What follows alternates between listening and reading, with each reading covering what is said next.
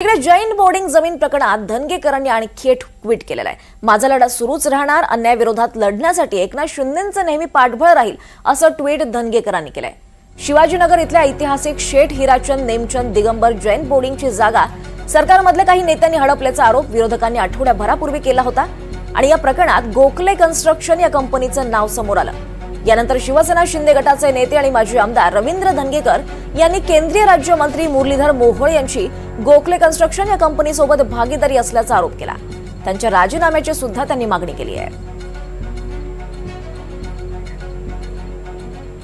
तर धनगेकरांनी नेमकं काय ट्विट केलं आपण पाहूयात। शिवसेना हा हिंदू हृदय सम्राट बाळासाहेब ठाकरे यांच्या विचारांवर चालणारा पक्ष आहे, तर दुसरीकडे पक्षप्रमुख एकनाथ शिंदे यांनी अन्यायाविरोधात आवाज उठवणाऱ्या शिवसैनिकांवर आजपर्यंत कारवाई केलेली नाही।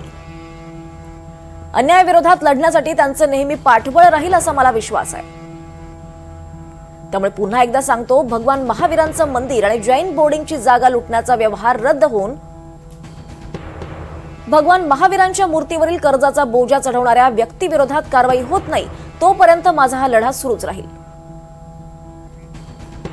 तुम्ही कितीही कटकारस्थानं केली आणि त्याची मला आयुष्यात काहीही किंमत मोजावी लागली तरी सुद्धा हा रवींद्र धनगेकर मागे हटणार नाही।